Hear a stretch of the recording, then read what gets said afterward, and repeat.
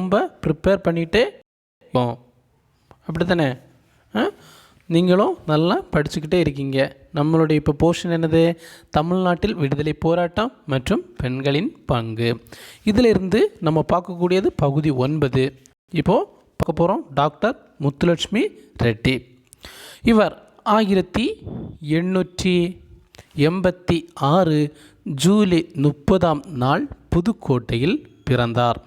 Doctor Muthulakshmi Reddy 1886 July 30ஆம் நாள் புதுக்கோட்டையில் பிறந்தார். இந்தியாவின் முதல் பெண் மருத்துவர் டாக்டர் முத்துலட்சுமி ரெட்டி. 1926 இந்தியாவின் முதல் பெண் சட்டமன்ற உறுப்பினர். 1926 இந்தியாவின் முதல் பெண் சட்டமன்ற உறுப்பினர். 1930 தேவதாசி ஒழிப்பு மசோதாவை தாக்கல் செய்தார். 1930 தேவதாசி ஒழிப்பு மசோதாவை தாக்கல் செய்தார் அன்னிபெசன்ட் முத்துலட்சுமி ரெட்டி அவர்கள். 1949ஆம் ஆண்டு புற்றுநோய் நிவாரண மருத்துவமனையை துவங்கினார். 1949ஆம் ஆண்டு புற்றுநோய் நிவாரண மருத்துவமனையை டாக்டர் முத்துலட்சுமி ரெட்டி அவர்கள் தொடங்கினார்கள். இவரது சீரிய முயற்சியால் சென்னை அடையாறு புற்றுநோய் ஆராய்ச்சி நிறுவனம் தோற்றுவிக்கப்பட்டது. முத்துலட்சுமி ரெட்டியுடைய சீரிய முயற்சியால் சென்னை அடையாறு புற்றுநோய் ஆராய்ச்சி நிறுவனம் தோற்றுவிக்கப்பட்டது. ஜவஹர்லால் நேரு மருத்துவமனைக்கு அடிக்கல் நாட்டினார். இந்த சென்னை அடையார் புற்றுநோய் ஆராய்ச்சி நிறுவனத்திற்கு ஜவஹர்லால் நேரு அடிக்கல் நாட்டுகிறார். தமிழ்நாட்டில் காணப்பட்ட கொடிய பழக்கவழக்கமான தேவதாசி முறையை தான் வாழ்நாள் முழுவதையும், அதாவது தமிழ்நாட்டில் காணப்பட்ட கொடிய பழக்க வழக்கமான தேவதாசி முறையை ஒழிக்க தனது வாழ்நாள் முழுவதையும் டாக்டர் முத்துலட்சுமி ரெட்டி அர்ப்பணித்தார். அவரது சமூக பணிகளை வெகுவாக மகாத்மா காந்தி பாராட்டியுள்ளார். டாக்டர் முத்துலட்சுமி ரெட்டியுடைய சமூக பணிகளை வெகுவாக மகாத்மா காந்தி பாராட்டியுள்ளார். 1929ஆம் ஆண்டு தமிழக சட்டமன்ற மேலவை உறுப்பினராக நியமனம் செய்யப்பட்டார்.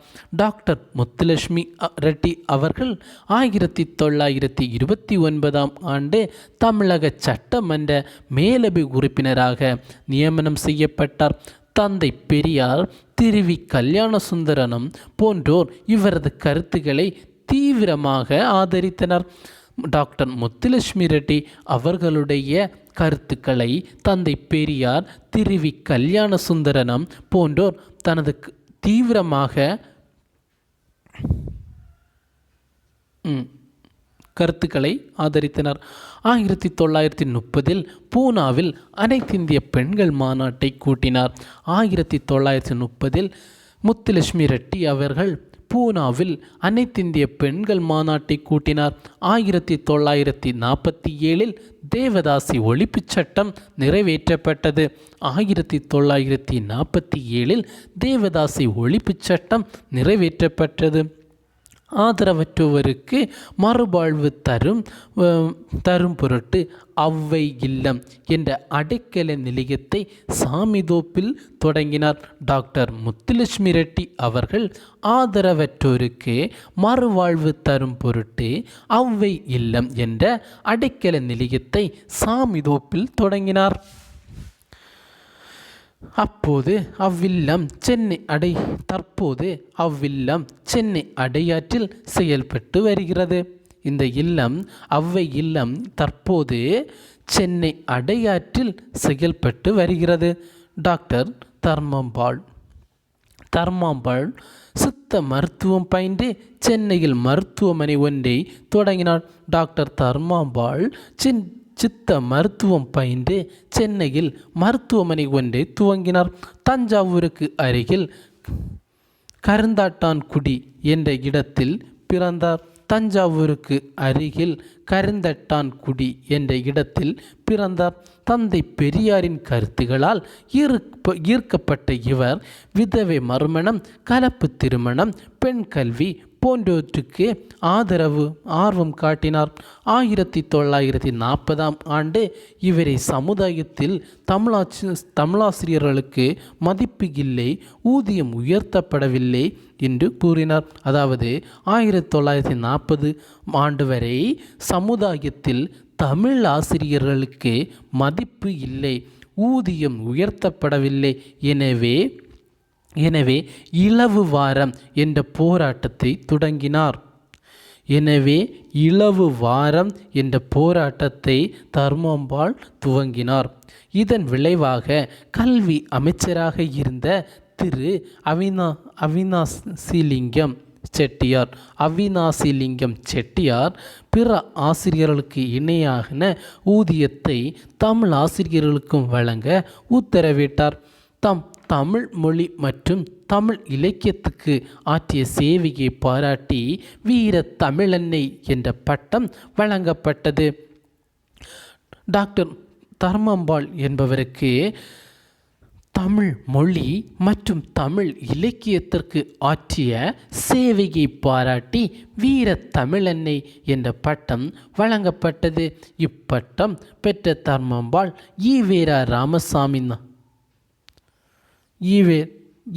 ராமசாமி நாயருக்கு பெரியார் என்ற பட்டத்தையும் எம்.கே. தியாகராஜருக்கு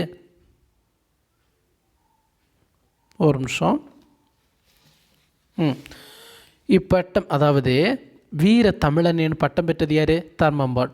இவங்க ஈவே ராமசாமி நாயருக்கு அதாவது ஈவேராவுக்கு பெரியார்னு பட்டம் கொடுத்தது யார்? இந்த தர்மம்பாள். தென் கே.எம். தியாகராஜ பாகவதருக்கு ஏலிசை மன்னன் என்ற பட்டத்தையும் வழங்கினவர் டாக்டர் தர்மம்பாள். நல்லா தெரிஞ்சுக்கோங்க, டாக்டர் தர்மம்பாளுடைய பட்டம் என்னது? வீர தமிழன்னை. ஸோ இந்த பட்டம் வீர தமிழன்னையின் பட்டம் பெற்ற தர்மம்பாள் ஈவே ராமசாமி நாயருக்கு என்ன பட்டம் கொடுத்தாரு? பெரியார் பட்டம் கொடுத்தாங்க. அதுக்கப்புறம் கே.எம். தியாகராஜ பாகவதருக்கு ஏலிசை மன்னர் என்ற பட்டம் கொடுத்தாங்க. அப்படியே ஒரு ரிவர்ஸில் பார்ப்போமா?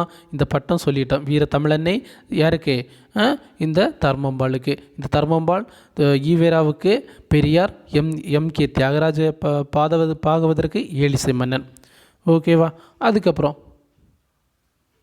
1940 ஆண்டு வரை சமுதாயத்தில் தமிழாசிரியருக்கு மதிப்பு இல்லை. அதன் பிறகு ஊதியம் உயர்த்தப்படவில்லை. எனவே இவர் இலவு வாரம் என்ற போராட்டத்தை ஏற்படுத்தினார். இதன் காரணமாக கல்வி அமைச்சராக இருந்த திரு அவினாசிலிங்கம் செட்டியார் பிற ஆசிரியர்கள் போல தமிழ் ஆசிரியர்களுக்கும் சம்பளம் சரியாக கொடுக்க வேண்டும் என்று கூறினாங்க. இந்த தர்மம்பாள் பிறந்த ஊர் தஞ்சாவூருக்கு அருகில் கருந்தட்டான்குடி. இவங்க சித்த மருத்துவத்தை பயின்று சென்னையில் மருத்துவமனை ஒன்றை துவங்கினார். ஓகே, அதுக்கப்புறம் இந்த முத்துலட்சுமி ரெட்டி அவர்கள் ஆதரவற்றோருக்கு மறுவாழ்வு தரும் பொருட்டு அவ்வை இல்லம் என்ற அடைக்கல நிலையத்தை சாமிதோப்பில் தொடங்கினார். அந்த இல்லம் இப்போது சென்னை அடையாற்றில் செயல்பட்டு வருகிறது. 1947 தேவதாசி ஒழிப்பு சட்டம் நிறைவேற்றப்பட்டது. 1930 பூனாவில் அனைத்து இந்திய பெண்கள் மாநாட்டை டாக்டர் முத்துலட்சுமி ரெட்டி கூட்டினார். தந்தை பெரியார், திருவி கல்யாணசுந்தரம் போன்றோர் இவரது கருத்துக்களால் பெரிதும் ஆதரித்தனர். 1929 ஆண்டு தமிழக சட்டமன்ற மேலவை உறுப்பினராக டாக்டர் முத்துலட்சுமி ரெட்டி அவர்கள் தேர்ந்தெடுக்கப்பட்டார். அதன் பிறகு தமிழ்நாட்டில் காணப்பட்ட கொடிய பழக்க வழக்கமான தேவதாசி முறையை தன் வாழ்நாள் முழுவதும் அர்ப்பணித்து அதனை எதிர்த்தார். அதன் பிறகு ஜவஹர்லால் நேரு, இவங்க ஒரு டாக்டர், அப்படிதானே, இந்தியாவின் முதல் பெண் மருத்துவர் டாக்டர் முத்துலட்சுமி ரெட்டி 1926 இந்தியாவின் முதல் பெண் சட்டமன்ற உறுப்பினரானார். 1930 தேவதாசி ஒழிப்பு மசோதாவை தாக்கல் செய்தார். 1949 ஆண்டு புற்றுநோய் நிவாரண மருத்துவமனையை துவங்கினார். இதற்கு ஜவஹர்லால் நேரு அடிக்கல் நாட்டினார். ஓகே ஃப்ரெண்ட்ஸ், அவ்வளோதான்.